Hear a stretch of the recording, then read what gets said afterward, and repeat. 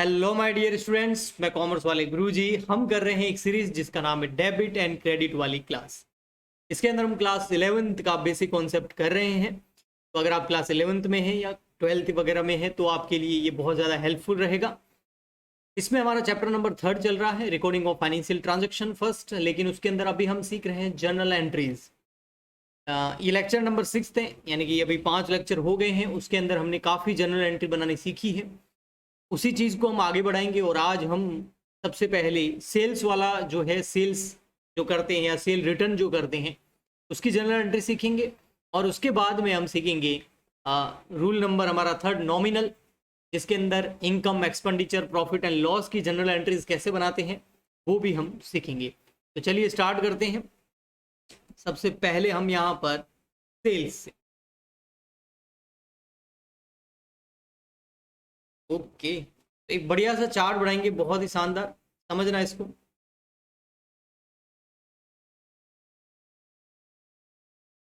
हमारा है सेल्स। जो सेल्स होती है किसी भी बिजनेस के अंदर, मोस्टली तो गुड्स की होती है, बट कई बार हम एसेट्स भी सेल कर लेते हैं। एसेट्स की भी सेल होती है एंड गुड्स की भी होती है। एसेट्स की सेल कैसे होती है, उसकी जनरल एंट्री क्या करनी होती है, वो हम पहले सीख चुके हैं। गुड्स की भी मैंने नॉर्मल बताई थी, अभी मैं उसकी जो है आपको सेल्स रिटर्न वगैरह भी बताऊंगा, इसलिए गुड्स पे चलेंगे। तो गुड्स जो हम बेचते हैं यानी कि सेल करते हैं, तो वो दो तरीके से हम कर सकते हैं। ये हमने कुछ लेक्चर्स के अंदर बहुत अच्छे से सीखा भी था। एक हम कर सकते हैं इसको, गुड्स को कैश पर, कैश सेल, और एक हम कर सकते हैं क्रेडिट सेल। तो एक तो होती है cash cell and credit sale, ये दो तरह की सेल हो सकती है गुड्स की। जो कैश सेल होती है और क्रेडिट सेल होती है, उसकी जनरल एंट्री क्या होती है। क्रेडिट का मतलब यहाँ पर उधार से, क्रेडिट का मतलब किससे, उधार से, ठीक है। तो एक बार हम कैश सेल की एंट्री करते हैं, फिर क्रेडिट सेल की एंट्री करते हैं, और उसके बाद में हम इसकी सेल्स रिटर्न की एंट्री भी करेंगे। तो मेन वही है, सेल रिटर्न सिखाना है, क्योंकि कैश सेल और क्रेडिट सेल की एंट्री मैं आपको सिखा चुका हूं। चलिए फिर भी हम कर लेते हैं। गुड्स सोल्ड रुपीज, मान लेते हैं 10,000 का गुड्स सोल्ड कर दिया। तो यहाँ पर आपका गुड्स और मनी दोनों के ट्रांजेक्शन हो रहे हैं। गुड्स हम बेच रहे हैं तो गुड्स गोज आउट है, मनी आ रही है तो कैश कम्स इन है। तो हमारा रूल लग जाएगा रियल वाला, जो कम्स इन होता है उसको डेबिट करेंगे, तो कैश अकाउंट डेबिट हो जाएगा। और गुड्स जाएगा तो टू गुड्स ना लिख के हम उसकी जगह सेल लिखते हैं, पता ही है आपको, लास्ट लेक्चर के अंदर हमने सीखा ही है। तो ये हो गया 10,000, ये हो गई।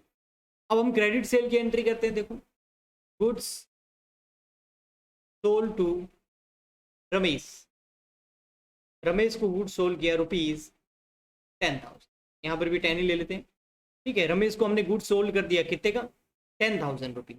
आपको दिख रहा है, नहीं दिख रहा है तो अब दिख जाए, ओके। अभी भी नहीं दिख रहा तो अब ठीक है। तो रमेश को जब गुड्स सोल्ड करते हैं तो यहाँ पर गुड्स का तो जो है ट्रांसफर होगा एक जगह से दूसरी जगह, गुड्स तो जाएगा, और वो एक प्रोडक्ट है, एक कमोडिटी है, एक वस्तु है, जिसकी वजह गुड्स तो गोज आउट है, तो गुड्स को तो क्रेडिट कर देंगे।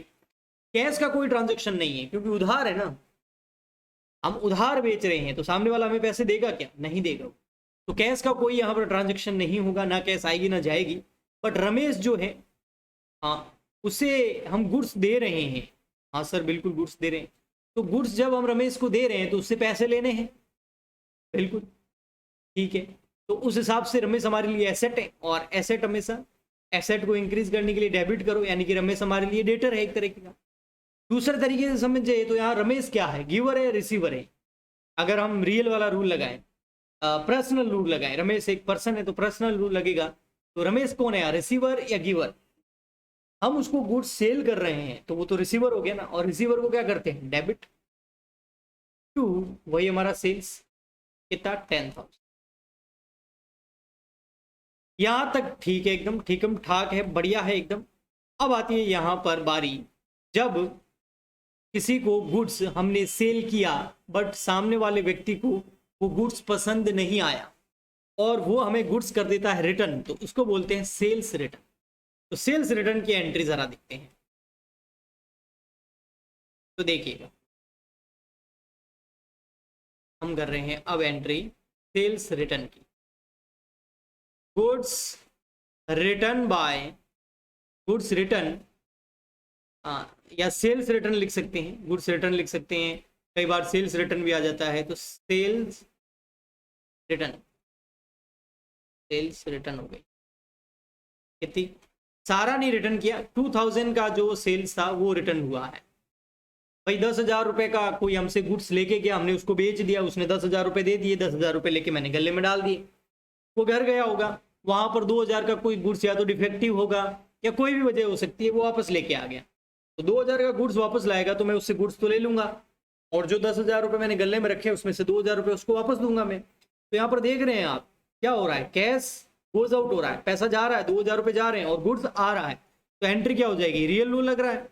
रियल रूल क्या बोलता है, कम्स इन डेबिट, तो आ क्या रहा है, गुड्स आ रहा है, ओके, और 2,000 रुपए जा रहे हैं, तो यहां पर हो जाएगा sales return account debit, okay. और टू कैश, 2,000 रुपए लेके गया हमारे गले में से, 10,000 पहले देके गया था ना, 2,000 लेके गया, क्योंकि वो हमें गुड्स वापस दे रहा है। ऐसा ही तो होता है, हम किसी दुकानदार से 10,000 रुपये सामान लेके आए, बाद में पता चला कि उसमें से 2,000 का जो सामान है वो खराब, हम दुकानदार के वापस जाएंगे, उसको क्या करेंगे, ये ले भाई तेरा गुड्स, हमारे पैसे निकाल। तो दुकानदार के हिसाब से क्या हो रहा है, आप यहाँ पर दुकानदार के हिसाब से समझिए, क्योंकि हम अकाउंटिंग दुकानदार के लिए करते हैं, बिजनेस के लिए करते हैं। बिजनेस के यही हो रहा है कि गुड्स तो आ गया 2,000 का, पैसे 2,000 वापस चले गए, तो यहाँ हो जाएगा ये 2,000। ऐसे का अगर सेल्स रिटर्न होता है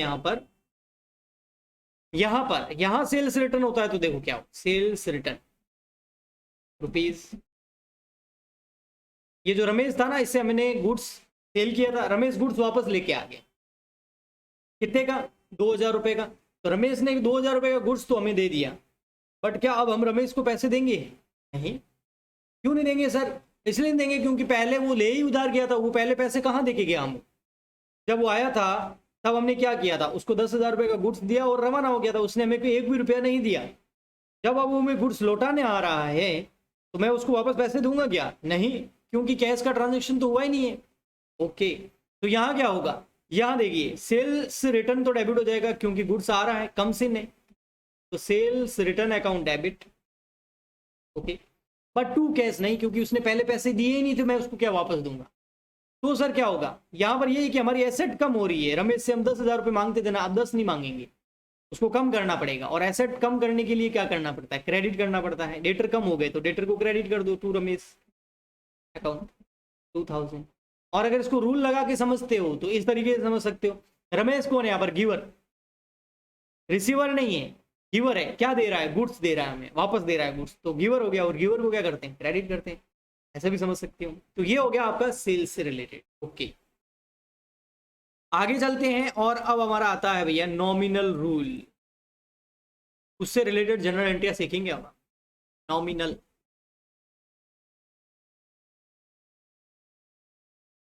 रूल, नॉमिनल रूल क्या बोलता है, all expenses and losses are debit. जितना भी एक्सपेंस हो रहा है, लॉस हो रहा है, मतलब जो हमारा खर्चा हो रहा है या हमें लॉस हो रहा है, जो हमें नुकसान हो रहा है, उन सबको डेबिट कर दो। और ऑल इनकम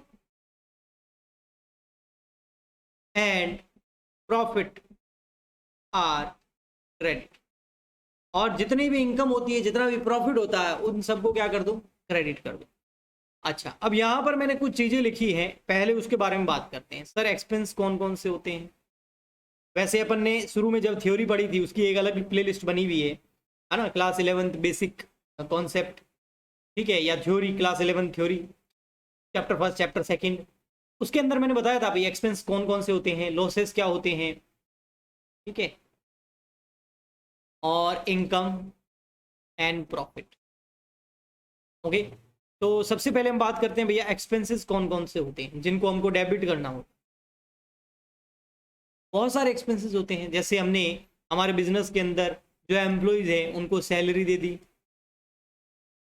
जो वर्कर काम कर रहे हैं उनको वेज दे दिया या वेजेस दे दिया, है ना। और जैसे हमने दुकान का रेंट पे कर दिया, जैसे हमने हमारे इलेक्ट्रिसिटी बिल पे कर दिया, बिल, ओके, और वाटर बिल पे कर दिया फॉर एग्जांपल के लिए। हमने कोई लोन लिया था, उसके बदले हमने इंटरेस्ट पे कर दिया। तो ऐसे कई सारे होते हैं, ये क्या होते हैं, ठीक है। कोई कमीशन पे कर दिया हमने, कमीशन पेड,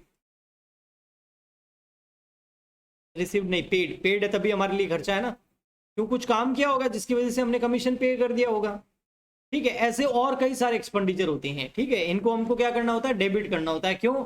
क्योंकि जो भी एक्सपेंस होते हैं उन्हें डेबिट करना होता है। कौन बताता है? नॉमिनल रूल बताता है। ऐसे ऐसे कुछ लॉसेस भी होते हैं। ये लॉसेस कौन से होते थे देखना जरा। लॉसेस, लॉस भी हो सकते हैं बहुत सारे, जैसे लॉस बाय फायर, आग लग गई गोदाम के अंदर। लॉस बाय थेफ्ट, माल चोरी हो गया या कुछ पैसे चोरी हो गए, ओके, ये लॉसेस होते हैं, ठीक है। ऐसे और भी कई सारे हो सकते हैं। और जैसे loss on sale of F A मतलब fix assets, fix asset sale करने की वजह से कोई लॉस हो गया, है ना। Loss on sale of investment, loss on sale of investment, ये भी एक तरह का क्या है, ऐसे कई सारे लॉसेस होते हैं। आगे हम डिटेल में जैसे जैसे बढ़ते जाएंगे वैसे वैसे, अभी तो आपका ओनली इंट्रोडक्शन है, वैसे वैसे और भी कई चीजें आएगी, इतना ही नहीं है, ओके। चलिए इनकम की बात कर लेते हैं। सर इनकम क्या क्या हो सकती है? इनकम, तो इनकम के अंदर बात करें अगर, तो कोई कमीशन रिसीव्ड हो गया, हमने किसी का कोई बीच का काम किया एजेंट के रूप में, तो कमीशन रिसीव्ड हो गया, तो हमारे लिए इनकम है, तो इसको हम क्या करेंगे, क्रेडिट करेंगे, ओके। ये एक्सपेंसेस जो थे ना उनको हम क्या करना होता है बेटा, एक्सपेंसेस को डेबिट, लॉसेस को भी डेबिट, और इनकम को क्या करना है, क्रेडिट करना है, कमीशन रिसीव्ड। और सर कमीशन के अलावा जैसे रेंट रिसीव्ड हो गया है, रेंट पे नहीं किया है, रेंट रिसीव्ड हो गया, हमने हमारा कोई रूम पड़ा था बिजनेस के अंदर, किसी को रेंट पे दे रखा है, तो रेंट रिसीव्ड हुआ है यहाँ पर, ओके। और इंटरेस्ट रिसीव्ड हुआ है, अगर हमने किसी को लोन दिया है, तो लोन दिया है तो इंटरेस्ट मिलेगा, तो इंटरेस्ट रिसीव्ड। लोन लिया होता तो इंटरेस्ट पे करना पड़ता, तो एक्सपेंस हो जाता, ओके। जैसे कोई डिविडेंड आ गया तो डिविडेंड रिसीव्ड। डिविडेंड क्या होता है, बिजनेस स्टडी में पढ़ोगे, जब भी किसी कंपनी के अंदर शेयर परचेज वगैरह करते हैं तो वहां से जो मिलने वाला लाभांश होता है वो डिविडेंड मिलता है, तो ऐसी चीजें, ओके, ये इनकम हो गई। अब आती है नेक्स्ट प्रॉफिट की बात। सर प्रॉफिट कौन कौन से हो सकते हैं? तो चलिए थोड़ा बहुत प्रॉफिट के बारे में बता देता हूँ। प्रॉफिट, प्रॉफिट क्या होगा, ये भी क्रेडिट होगा। प्रॉफिट की बात करें तो यहाँ पर आपके जैसे sale, profit on sale of fix assets, profit on sales of fix asset, कोई फिक्स एसेट बेच दी लेकिन प्रॉफिट हो गया। Profit on sale of investment, कोई इन्वेस्टमेंट सेल करने की वजह से कोई प्रॉफिट हो गया, ओके, ठीक है। फिक्स एसेट्स के अंदर सारा आ गया, फर्नीचर बेचा, लैंड, बिल्डिंग, जो भी आपने सेल कर दिया। बट एसेट का कह रहा हूँ बेटा, मैंने गुड्स नहीं बोला है यहाँ पर, ये ध्यान रखना, ओके, ओनली फिक्स एसेट्स बोल रहा हूँ, ओके। तो ये सारी चीज़ें जो है ये आपके सामने है, ठीक है। ये कुछ कुछ मैंने बताई ताकि आपको एंट्री में हेल्प मिले, और भी बहुत कुछ है, बहुत सारे एक्सपेंसेस होते हैं बिजनेस में, लॉसेस भी होते हैं, इनकम भी होती है, प्रॉफिट भी होती है। तो क्वेश्चन में जैसे जैसे हमें दे रखा होगा उस हिसाब से हम करते जाएंगे। थोड़ा सा यहाँ पर मैं आपको आगे लेके चलते हैं और थोड़ा कुछ करते हैं। यहाँ पर कुछ एंट्रियाँ मैं आपको करके बताता हूँ, तो देखना इधर, ठीक है। फिर आगे हम आने वाले वीडियोस के अंदर और डिटेल के अंदर इसके अंदर प्रैक्टिस करेंगे, ठीक है। तो जर्नलाइज फॉलोइंग ट्रांजेक्शन्स। अब यहाँ पर जर्नलाइज लिखा है ना, तो जर्नलाइज का मतलब जर्नल बना के एंट्रिया करनी है। जर्नल का फॉर्मेट याद है ना, date, particular, LF, debit, credit, वो बना के करनी है। बट मैं आपको यहाँ पर समझाने के हिसाब से नहीं कर रहा हूँ, ओके, मैं नॉर्मली आपको करके बता रहा हूँ, लेकिन आपको जर्नल के अंदर ही करनी है वो एंट्रिया। फॉर एग्जाम्पल एक एंट्री है,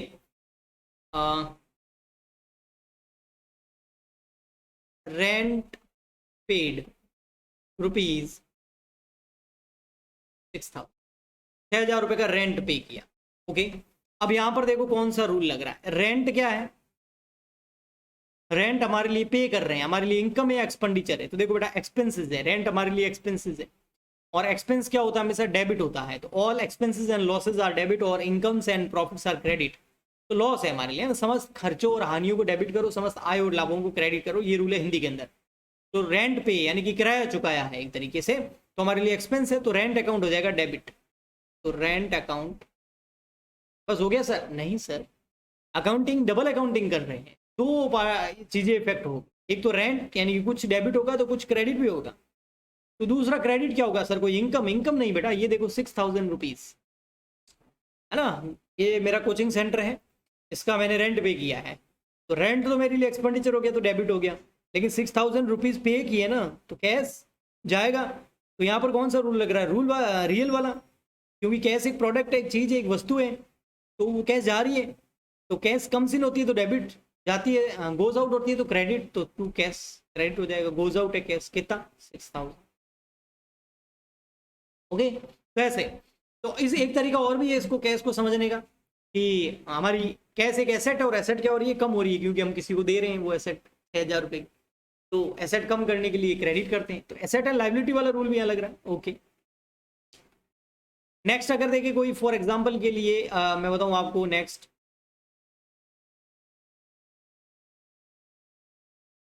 second, commission received, commission receive. अब देखो बेटा यहाँ, अब ये कमीशन हमारे लिए 1000, इनकम है, एक्सपेंडिचर है, प्रॉफिट है, लॉस है, कैसे पता चलेगा? देखो कमीशन रिसीव्ड हो रहा है, आपको 6000 आपको मिल रहे हैं, आपको मतलब बिजनेस को मिल रहे हैं, तो 6000 मिल रहे हैं, तो खर्चा कैसे हो सकता है? खर्चे में तो पैसा जाता है, अच्छे से जानते हैं हम, है ना। तो रिसीव्ड हो रहा है मतलब ये हमारे लिए इनकम है, और इनकम को हम क्या करते हैं, क्रेडिट करते हैं। तो यहाँ क्या हो जाएगा, ट्रू कमीशन। ठीक है सर, इनकम है आपने बोला, इसलिए हम 1000 क्रेडिट कर रहे हैं। और कैश क्या हो रहा है, आ रहा है जा रहा है, कम सीने गोज आउट है, पैसा मिल रहा है कम सीने, और जो कम सीन होता है उसको हम रियल रूल के हिसाब से क्या करते हैं, डेबिट। तो यहाँ पर कैश अकाउंट क्या हो जाएगा, कैश अकाउंट हो जाएगा डेबिट। ठीक है, आया समझ में?